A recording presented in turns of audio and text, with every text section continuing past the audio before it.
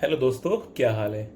तो आज हम बात करने वाले हैं एक गेम चेंजिंग टूल की in the field of modern genomics, जिसका नाम है स्निफर्स 2।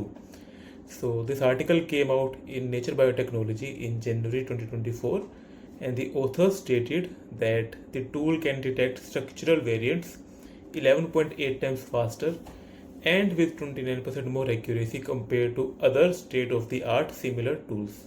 तो आज की इस वीडियो में हम डिस्कस करेंगे कि ये टूल काम कैसे करता है, इसका आर्किटेक्चर क्या है, ऐसे कौन से फीचर्स है इस टूल में जिसकी वजह से ये इतना फास्ट और एक्यूरेट है। एडिशनली कौन कौन से मोड्स है इस टूल के अंदर जो कि आप यूज़ कर सकते हैं डिपेंडिंग कि आपका सैम्पल टाइप क्या है, and get highly accurate fast results. अब ये इन्फॉर्मेशन काम कहाँ पर आएगी? कल को जब अपना टूल बनाओगे तो यही बातें तो याद आएगी ना, कि इस टूल में कौन से फीचर्स पड़े थे जो कि आप अपने टूल के लिए कॉपी कर सकते हो या फिर मॉडिफाई कर सकते हो to make it even better. तो before moving on with the working of the tool, let us see a small video. Imagine कि आप एक बुक रीड कर रहे हैं for some time now, and you know everything about that book. Then one day आपका brother आपसे मिलने आता है and he hands you a duplicate of the same book. अभी बुक दिखने में बाहर से बिल्कुल सेम है, but when you start reading it you find कि कुछ चैप्टर्स डिलीटेड है, कुछ डुप्लीकेटेड है, while कुछ बोरो किए गए हैं from some another book, and because all of these changes the book makes no sense to you at all. Structural variants are the same. ये हमारे डीएनए के मिसिंग चैप्टर्स होते हैं, और अगर इनमें कोई भी चेंजेस आते हैं दैट मीन्स कि पूरे ऑर्गेनिज्म की फंक्शनिंग हैम्पर होगी। And if you go by definition, they are alterations in our DNA that are 50 base pairs or more in size. They can be either deletions, duplications, insertions, inversions or translocations. अब बात आती है कि structural variants को पढ़ना इतना important क्यों है। तो the reason behind that is they have been associated with the development of cancer, autism and schizophrenia. However, अगर आपने कभी भी डील किया है with the identification of these variants, you know it is similar to finding a needle in a haystack. इतने बड़े genome में इन variants को ढूंढना कैन बी क्वाइट इनएक्यूरेट। उसके अलावा it can take up a lot of your time, and that is where हमारा आज का टूल काम आता है, which is स्निफल्स 2। Late us see कि ये टूल काम कैसे करता है, एंड क्या ऐसे फीचर्स है इस टूल के which makes it so fast compare to the. Before moving on कि टूल काम कैसे करता है, दो बातें समझना जरूरी है। पहली बात कि सैंपल आया कहाँ से। तो ऐसा नहीं हो कि इंस्ट्रूमेंट तो चलाना सीख लिया बट ये नहीं पता कि तारें कहाँ लगानी है। तो उसके लिए अगर आपको जर्मलाइन स्टडीज़ करनी है तो you can either take WBCs, white blood cells, या फिर सेल लाइन, जिससे कि आपको इनहेरिटेड DNA मिल सके। एंड अगर आपको सोमेटिक स्टडीज़ करनी है या फिर नॉन जर्मलाइन स्टडीज़ परफॉर्म करनी है तो you need either frozen tissue, जिससे कि आपको DNA मिल जाए सोमेटिक सेल्स का, या फिर अगर आप कैंसर स्टडी करना चाहते हैं, कैंसर में स्ट्रक्चरल वेरिएंट्स को आइडेंटिफाई करना चाहते हैं, तो you can take biopsy sample of cancer tissues and use that for your input. तो इन सैंपल से हाई मोलिकुलर वेट DNA को एक्सट्रैक्ट किया जाएगा एंड भेजा जाएगा लॉन्ग रेट सीक्वेंसिंग के लिए, जो कि प्रोसेस किया जाएगा फर्दर बाय आवर टूल। और दूसरी बात मैं आपको आगे भी बताऊंगा, पर यहाँ पर भी सुन लो एक बार, कि स्निफल्स 2 के एक्चुअल वर्किंग से पहले हमको एक प्री प्रोसेसिंग स्टेप परफॉर्म करना होता है, जो कि सेपरेटली परफॉर्म किया जाता है फ्रॉम द स्निफल्स 2। वो उसका पार्ट नहीं है। तो उसके लिए कौन से टूल्स आते हैं वो सब कुछ हम डिस्कस करेंगे, but it is necessary that you know कि ये स्टेप सेपरेट है फ्रॉम द स्निफल्स 2। तो स्निफल्स 2 की एक्चुअल वर्किंग से पहले एक प्री प्रोसेसिंग स्टेप परफॉर्म किया जाता है, एंड लेट्स सी इसमें क्या होता है। तो first of all long read sequences generate किए जाते हैं using either Oxford Nanopore or PacBio. Obviously the sequences come from your sample of interest, and ये सीक्वेंसेस एक्ट करेगी as the query sequence. Then for alignment we need a reference genome, and reference genome क्या होगा in case of human sample, this will be the reference genome. Then they both will be aligned. अब इस step का फायदा क्या है कि the tool gets to know कहाँ पे डिफरेंसेस है between the query sequence and the reference genome, and वो सिर्फ उन्हीं डिफरेंसेस वाले एरियाज को स्कैन करेगा which shortens its time. And recommended tools for the working of this tool are Minimap 2, NGMLR, WACMap. Additionally, coverage आपके query sequence की कम से कम 5 टाइम्स होनी चाहिए for the tool to work properly. And after alignment step has been completed आपको मिलेगी एक बैम या फिर क्रैम फाइल, जिसको कि आगे की फर्दर प्रोसेसिंग के लिए यूज़ किया जाएगा। And after the alignment step हमारा टूल स्निफर्स 2 का कोर वर्कफ्लो शुरू होगा। अब इसको 4 इंटरनल स्टेजेस और 4 स्टेप्स में बांटा गया है। First is read scanning. अब इसमें क्या होगा कि जो आपका क्वेरी सीक्वेंस था उसको स्कैन किया जाएगा उन रीजन्स में जहाँ पे भी अलाइनमेंट का डिफरेंस ऑब्जर्व किया गया था। एंड स्कैन करने के बाद basically two types of events को आइडेंटिफाई किया जाएगा। First is cigar events and second is split reads. दोनों में फ़र्क क्या है? सिगार इवेंट्स आइडेंटिफाई करेगा small to mid size insertions या डिलीशंस को, वेयर स्प्लिट रीड्स आइडेंटिफाई करेगा large insertion, deletions, duplications and rearrangements को। So after alignment step, we move on to the next step, which is adaptive clustering. And यहाँ से हमारा tool काफ़ी interesting हो जाएगा। And let us see how. तो जो सिग्नल्स आते हैं हमारे फ्रॉम द प्रीवियस स्टेप, ये सिग्नल्स अभी मीनिंगलेस और वेक सिग्नल्स है। अब टूल का काम क्या है कि इन सिग्नल्स को क्लस्टर करना into meaningful data. And these clusters are either deletion, insertion, duplication, inversion और break ends. Break end basically represent करते हैं ट्रांसलोकेशंस को। बट मैटर क्या करता है कि ये टूल काम कैसे कर रहा है, ये स्टेप परफॉर्म कैसे किया जा रहा है। तो this tool uses repeat aware adaptive clustering. अब इसका मतलब क्या है? रिपीट अवेयर कंपोनेंट क्या करेगा? ये आइडेंटिफाई करेगा वेरिएशंस को इन डिफिकल्ट टू नेविगेट एरियाज में। एग्जांपल के तौर पे अगर बात करें तो एएलयू एंड लाइन रिपीट्स को आइडेंटिफाई कर सकते हैं। अब एएलयू एंड लाइन रिपीट्स क्या होते हैं? ये बेसिकली ट्रांसपोजेबल एलिमेंट्स से होते हैं हमारे डीएनए में। इतने बड़े ह्यूमन जीनोम में ट्रांसपोज़ोन्स या फिर जंपिंग जीन्स भी प्रेजेंट होते हैं, और ये क्या करेगी, एक जगह से दूसरी जगह पे जंप करते रहेगी।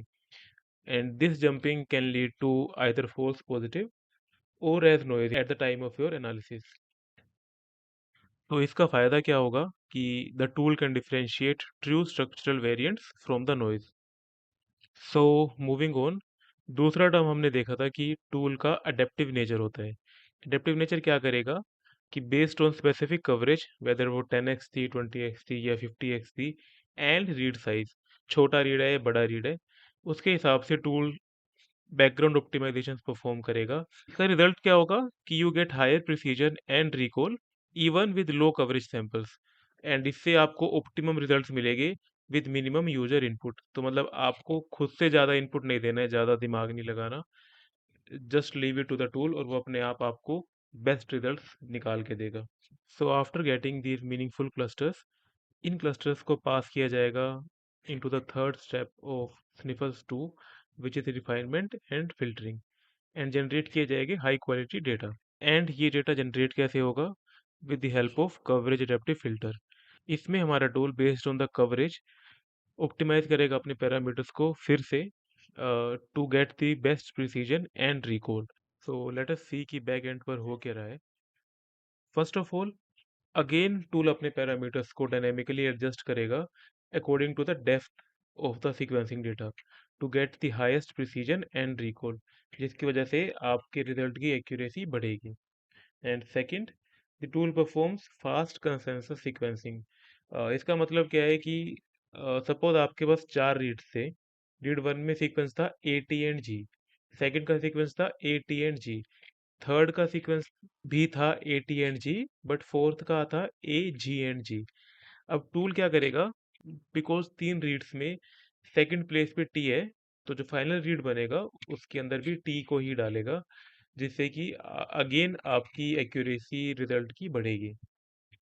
And this leads to the generation of high quality reads. तो मूविंग ऑन, थर्ड स्टेप में ही हमारे पास एक मोजाइक एंड जर्मलिन कोलिंग का मोड भी मिलता है। अब ये मोड काफ़ी यूज़फुल है अगर आपको डिटेक्ट करने हैं वो वेरिएंट एलील फ्रैक्शंस जिनकी वैल्यू 5% से भी कम है। अब क्योंकि ये वैल्यूज इतनी कम है, तो जो हमारा नॉइज आता है डीएनए में at the time of detection, वो भी added false positive in fractions को रिजेंबल कर सकता है। तो अब इसमें टूल क्या करेगा, अपने वेट्स को और स्पॉट मैट्रिक्स को एडजस्ट करेगा to get the precise variant calling. And इस मोड में It only requires two reads to ensure precision.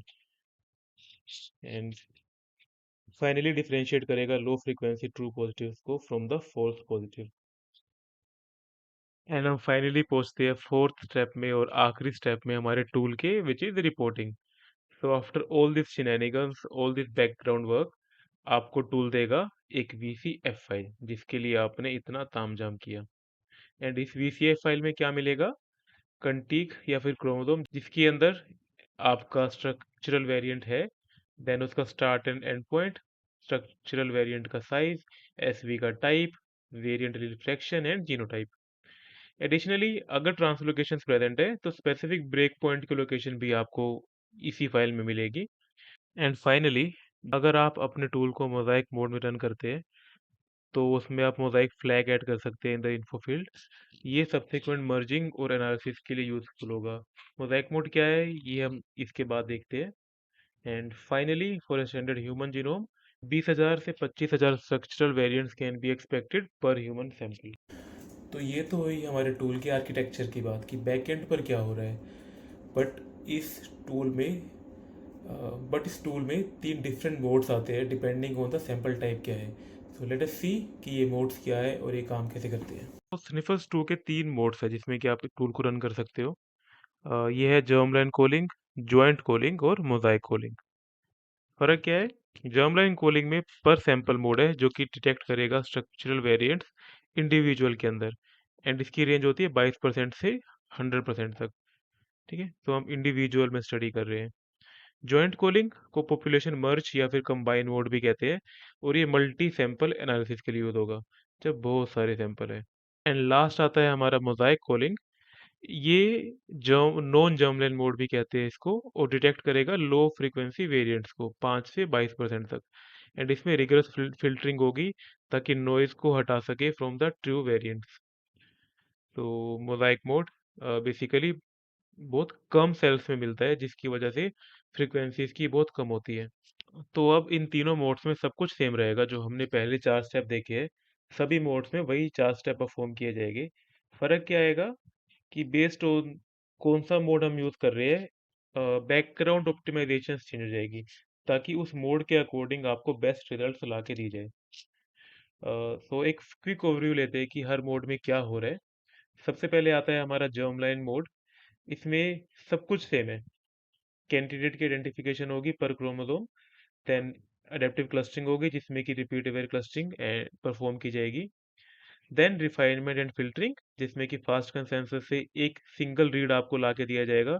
And इसमें आप देख सकते हैं कि यहाँ पे ये सब कुछ मैच कर रहे हैं, तो ये वाला रीड इसने उठा के दिया। एंड फाइनल आता है हमारा कवरेज अडेप्टिव फिल्टर जिससे कि बेस्ड ऑन कवरेज 10 20 30x आपको बेस्ट रिकॉल एंड प्रिसीजन दिया जाएगा।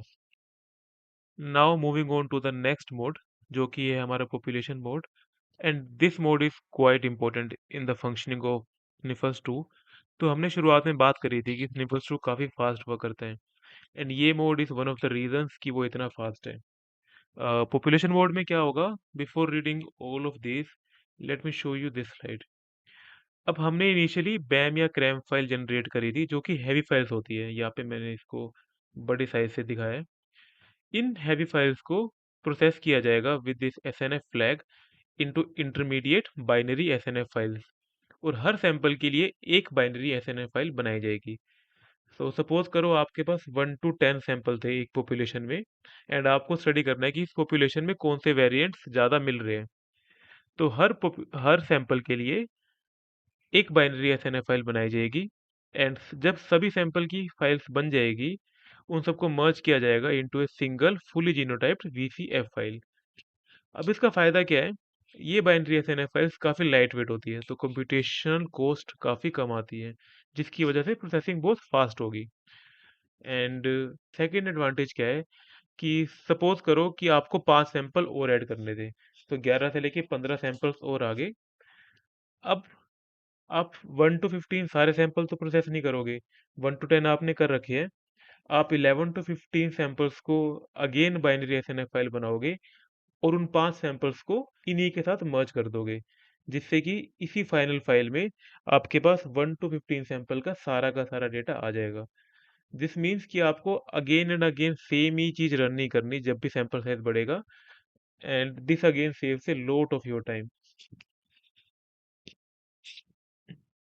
तो अब अगर हम वापस आते हैं एंड इसको रीड करते हैं, तो in population mode binary SNF files बनती है हर सैंपल के लिए, एंड ये files compare to BAM and CRAM heavy files काफ़ी लाइट वेट होती है, जिसकी वजह से कंप्यूटेशनल कॉस्ट काफ़ी कम आती है when adding new samples. And finally आपको मिलेगा एक fully genotyped multi sample VCF file. Now moving on to the final mode now moving on to the final mode, जो कि है हमारा नॉन जर्मलाइन मोड। इसमें क्या होगा कि additional filtering and noise reduction के क्राइटेरिया इंप्लीमेंट किए जाएंगे, ताकि हम नॉइज को अलग कर सके फ्रॉम द ट्रू सिग्नल। सो हमने जैसे पहले देखा कि ये उन सेल्स में परफॉर्म किया जाता है जिनका नंबर बहुत कम है, एंड क्योंकि नंबर कम है तो वेरिएंट्स की फ्रैक्शन भी बहुत कम होती है। So the tool needs special noise detection and refinement and filtering criteria, ताकि नॉन जर्मिनल एसवी को एक्यूरेटली कॉल कर पाए। In one of the runs, Sniffles 2 was able to detect mosaic deletion with 17.14% variant reflection. Cool.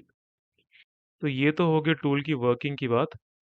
अब final चीज आती है कि bench marking पे कहाँ पे स्टैंड करता है हमारा टूल। तो इसमें देखा जाएगा कि स्पीड कितनी है एंड प्रिसीजन कितना है।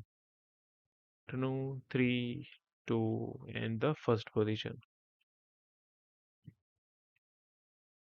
सो अगर हम इसके डिफरेंट वर्जन्स को कंपेयर करें, सो ये इसका भी लेटेस्ट वर्जन है, एंड इसमें प्रिसीजन आती है 93.81% with 74.81% recall, and F1 score of 83.17%।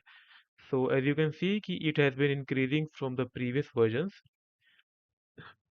जब बात आती है स्पीड की, for a standard 40x human genome, the high precision and recall is achieved in astonishing 8.5 whole clock minutes with only default 4 threads.